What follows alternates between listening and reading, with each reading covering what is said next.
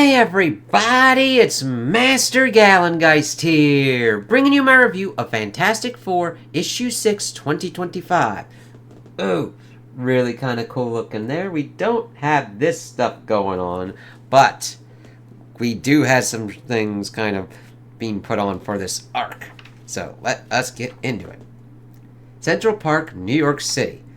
This is our dimension now, and your lives are over. This planet is hereby claimed by the Supreme Hegemony, and while the world does not yet accommodate us, it soon will. Witness as our wondrous world engine soon slow your planet's rotation to its orbital speed, locking it to your sun. And as days and nights end forever, one side will bake in the eternal heat, while others freeze in eternal darkness. Worry not, for death will come quickly, and you will not suffer for long. It's like, okay, that's kind of screwed up. Alright, what the fuck kind of color things are going on there? I could carry you over in a force field, Ben. Come on, a guy's got to make an entrance, Susie Q. And the ever-loving thing is a reputation to maintain.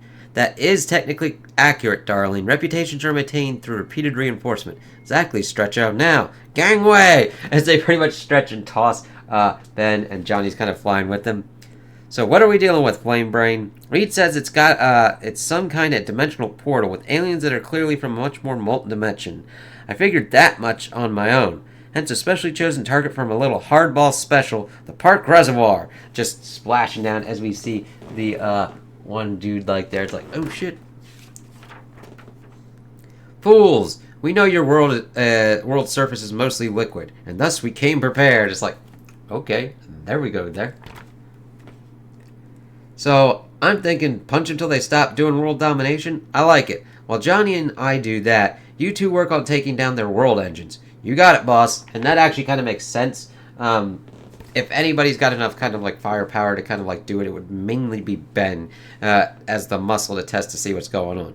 Hear this. For those who aid us, we offer you life. While the hot half of this world will belong to us, and while nothing will survive on the frozen half, there will be a ring, a transition zone between hot and cold halves, where a few humans could eke out an existence if they earn it, as you two most assuredly have not. Oh, hey, as Sue and Johnny get blasted. And we even see Reed kind of like providing support for Ben. Sue! As he's blocking this one dude. Ugh, any luck? Whatever these kooky machines are made out of, it's clobber-proof, and their design is entirely alien to me. It may take hours for me to figure out how to disable them, possibly days. I don't think we've got days, gang. We may not need them. How? If these machines activate and tidally lock Earth's rotation to the sun, Sue, we can't fix that. Sure we can. We got powers, Mr. Fantastic. We just have to use them. Hi, I'm the Invisible Woman. You can call me Sue. You dare address me so cavalierly, Sue? Oh yeah, I sure do. I absolutely dare. See, you're new here. You show up with your wondrous world engines, huge, powerful, probably obscenely expensive, right? The very peak of your science and engineering. But there's something you don't know about us that makes them useless, and it's this. And I kind of like how it's kind of done out and then kind of like zooming in a little bit on her talking to them. We don't need a machine to change Earth's rotation. I can stop a world from spinning all by my lonesome. No, impossible. Or I can restart it or reverse it if I want. With a thought. Your machines are no match for my powers. So unless you've got some other trick up your sleeve, Supreme Hegemony, I suggest you go back to your own dimension and stay there. As we see her doing this, it's like, what the fuck? And they're like, shit. Retreat! Now that the threats are resolved, darling, how did you... Excuse me? I get hot, Ben gets rocks, Reed gets stretchy, and you can reverse the rotation of our whole flippin' planet? Nah, Johnny, I can't. But if you bend sunlight, you can make the sun appear to be anywhere in the sky that you want. Or you can bend it all away and bring night. But the noise, we heard a rumble and felt it too, like everything was grinding to a halt. That was just some basic ground shaking, plus some invisible cone-shaped force fields like a speaker's up there, like in a speaker up there. I'd need incredibly fine control to reproduce any sound with fidelity, but for a dull roar, heck, all I had to do was vibrate them. And it's like, damn, very good there, Sue. You're remarkably fantastic, darling. You're not so bad yourself, mister. Okay, enough mushy stuff, kids. And then we got fucking Johnny face palming over there. It's like, alright. Shortly. See, now I'm only more certain you're the right team for what I'm about to propose. Maria Hill. Susan. Good work today, by the way. We were wondering when you'd try that. Bottom line, working together to take down Doom suggested something to me that I've been exploring ever since. And I finally received government buy-in, and now it's up to you. See, One World Under Doom, Issue 8. What's up to us? The future of S.H.I.E.L.D., Johnny. I rebuilt S.H.I.E.L.D. into a think tank that found ways superhumans might use their powers to hurt us, and how we, in turn, might best defend against them. It was reactive and unfair. There you go, Reed. Now, this is pretty interesting because they're mainly doing a lot of talking, but I do like how they kind of shift the perspectives of, like, where we're doing it, and seeing Maria kind of like that, it's like, okay. No, but it wasn't optimal. But since Doom, I've become convinced it might be more useful to instead build a new group. One that finds ways superhumans can use their powers alongside us to build a better world. Yes. This sounds a little familiar. Yeah, hence my proposal. I want us to turn S.H.I.E.L.D. into a new future foundation, and I want us to do it together.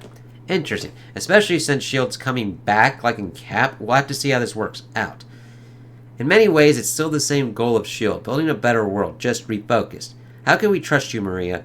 The same way you trust anyone, Johnny. And remember, too, we're trusting you even more. We're not the ones who can end all life on this planet by themselves. It's like, ma'am, given anything, anybody has that potential. And that's where you pretty much fall into your fallacy. Oh, please, come on. I wouldn't even know where to. Burning off the atmosphere. Denying the planet sunlight. Any number of your inventions, including but not limited to aiming your Demolo gun at the Earth's core. You're cool, actually. But still. It's like, damn, why you gotta burn Ben like that? I don't expect an answer now, but I wanted you to know. We're willing. Consider it, and hey, Dr. Storm, thanks for saving the world. It's like, Jesus, Maria, you gotta learn on your people skills. The Baxter Building. I think her proposal is worth exploring at the very least. The last time you and S.H.I.E.L.D. worked together, you took down Emperor Doom. That's not nothing. True, Alicia, but I'm concerned about them going rogue. And they're concerned about the very same thing with us. It's like, yeah, but the thing is, usually when S.H.I.E.L.D. goes rogue and everything, things get a lot worse. So I'm kind of more on Reed's side with this one. Might make sense to at least work together, you know? You might even become friends. Franklin's got a point. Can I have some coffee too, please? No, Val, no coffee until you stop growing. But tell you what, you kids can have power juice instead. Yes, power juice. That's just apple juice you cut with water. It's branding. Power juice. Power juice. It's adjusted with love, I might add, to the monosaccharide and disaccharide levels you require, Valeria. No, it's watery juice, and alert, intruders on floor 6. Never a dull moment, huh? Floor 6? Odd. How'd they get past my security? Let's move. It's like, okie dokie. Kids, Alicia's in charge. Anything happens, you listen to her. Be fantastic. We always are. And moments later, as the elevator arrives on the 6th floor, Bentley Whitman. Well. If it isn't the Wingless Wizard. Never really got that name. Wizards don't normally have wings. See, torches aren't normally human, so my name works, but go on, laugh it up. Because I'm already laughing. I'm laughing at how easy it was for me to break into this, your most fortified headquarters. And then at how trivial it was to hack into your machinery. Ooh, and make it work for me. It's like, oh shit, motherfucker. Emergency override authorization, Reed Delta 1011130. Look at me, I'm Reed Richards. All I know how to say is emergency override authorization, Reed Delta 1011130. I disabled those overrides the second I was in your systems, you flexible fool. It's like, okie dokie. Magic, of course. You'd been experimenting with magic and, magic, the arrogance. I hacked into them, Richards, like I would at any other insecure system because I'm smarter than you. Incredible. You get beaten by a superior mind and you positively rush to blame magic. Okay, enough of this. I don't care who built them or how big they are. There ain't a robot arm invented that can hold the thing. And it gets fucking cracked. It's like, holy shit. Really love the art style and everything, and zooming out on them like that. What the? Roberta, our old robot receptionist? How the heck you been, lady? It's like, shit. She cracked him bad. I apologize, sir. The wizard connected to me remotely and reprogrammed me to attack you on sight. And I regret to say I'm not alone. Hey, knock it off. Hi, Fantastic Four. Herbie here. Guess what? I desire to kill you now. I don't want to feel this way, but the wizard got past my security too. Destroy them for me, please. You got it, big guy. Happy to obey your every order, sir. No, this is, well, not impossible for Bentley to have achieved, clearly, but this is all highly improbable. And I love that. Like, oh, Good. Stapling, no loose pages. I love that we're zoomed in on Reed, and then he's zoomed out, and we see Herbie and everything going kind of crazy on Johnny, Ben, and Sue, as Reed's like, this isn't right. Reed, we can hold these machines back, but we still need to revert their changes, yes. I most certainly now need to hack into my own software, defeat my own security. But the wizard won't let me do that, will you? Of course not. I disabled all the terminals here, you fool. You stretch, but even you have your limits. All you have to do is die. All you have to do is die. Well done. And the robots, just a sec, Dad. As we pretty much see some gas pretty much go to the dude, and he's like, oh, fuck. And he's conked out. We're almost in. The local burst of knockout gas was my idea. It was the perfect stratagem. Quiet, Joe. Is everyone okay? It's like, yeah! Always forgetting about the rest of them. We're fine, Nikki. But we'll be finer if we didn't have to fight these blamed machines. I know. They should be going offline right about now. And then we see them go down. It's like, alright, cool. Great work, kids. I figured the wizard, egotist and eternal loner that he is, would either ignore or forget or dismiss you as irrelevant. Back to the raft with you, buddy boy. It's like, yep. By the way, Dad, I didn't need you to try to tell me to hack into your software. I was already doing it. I know, Val, but it never hurts to be certain. And thank you. It's like, yeah, just trying to be sure. And then we start getting into the interesting kind of parts of this, because you're like, okay, we had pretty much bringing into the whole kind of future foundation this whole kind of kerfuffle. And so, well, Herbie's back to normal at least. Again, I cannot apologize enough. And again, it ain't your fault. It ain't your fault, little guy. Hey, you figure out how the wizard got in your computers yet, Big Brain? It's like, yep, it's not your fault, Herbie. No, all I can find is that he seems to have cracked, well, all of it. Every layer of encryption I have is compromised.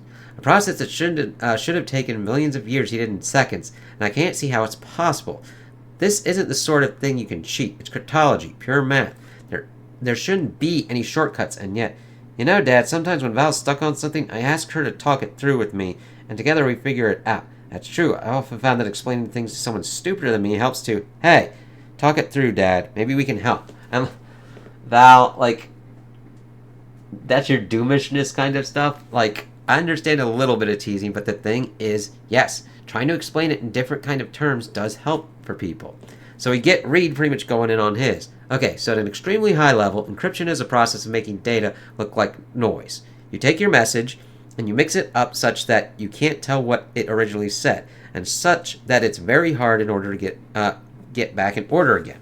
And I like that this is something that like a lot of people think about, but don't really understand, and it's done in a nice kind of concept, showing Reed doing it and like pulling it all up. Unless you have the secret key that makes it easy, that reverses this mixing up. With the key, you can recover that original message in a microsecond.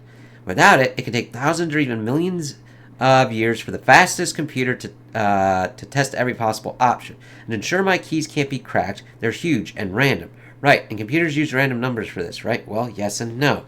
Computers are deterministic. They can't do random. They don't do random. They can't. It's like, very interesting here. Mine is done for random levels in my games, dice rolls, all sorts of stuff. No. What you saw was the computer faking it. Here, come with me to the basement. I'm like, very interesting. And yes, that's the whole kind of problem with certain things. Welcome, children, to my cosmic microwave background radiation randomness generator. It's like, oh, this is interesting. And then we get to the problem. Cosmic microwave background radiation is what you hear on a radio tuned to a dead station, or see on a TV turned to a dead channel. It's relic radiation left over from the Big Bang. Even though it's annoying, that's pretty fucking cool. It's billions of years old, it's inexhaustible, it's random, and it's omnipresent throughout all space in the entire universe. I'm hooking directly into it from down here, isolated from any other signal. Okay, so let's see how that works for this. To fake randomness, computers use pseudo-random generators, algorithms that produce wildly different outputs from similar inputs, but which are still deterministic. That's good enough for casual use. Yeah. But for the best encryption, you need true randomness. You need to sample the actual physical universe. This is why I'm so certain in my security. And that is why we have such problems. It's like, cool.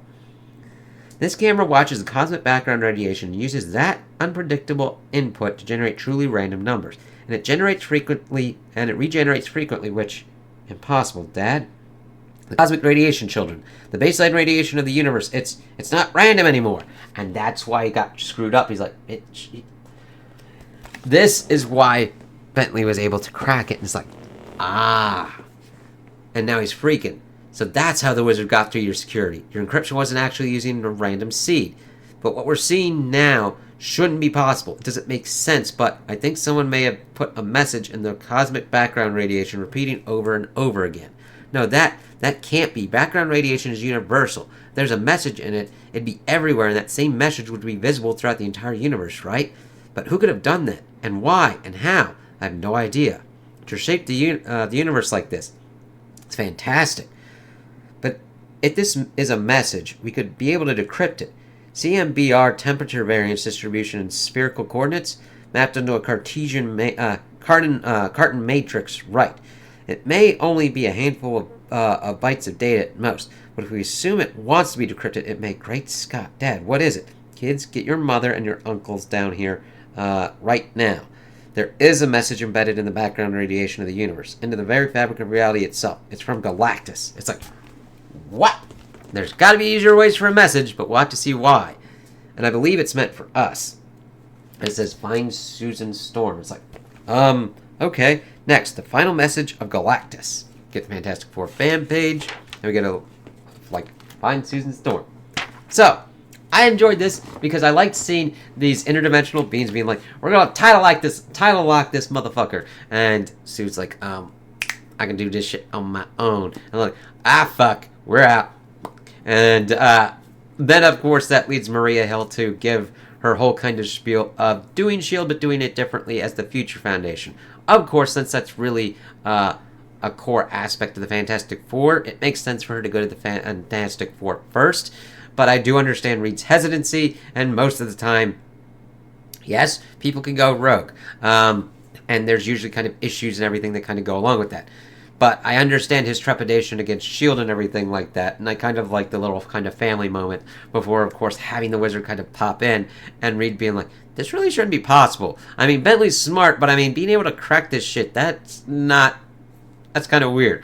But it is interesting that he was able to take over the kind of machinery that they had, and they had to fight Herbie and like their old kind of receptionist before Reed's like, pardon me, giving him the lowdown on what he's able to do for his random number generator using cosmic background radiation.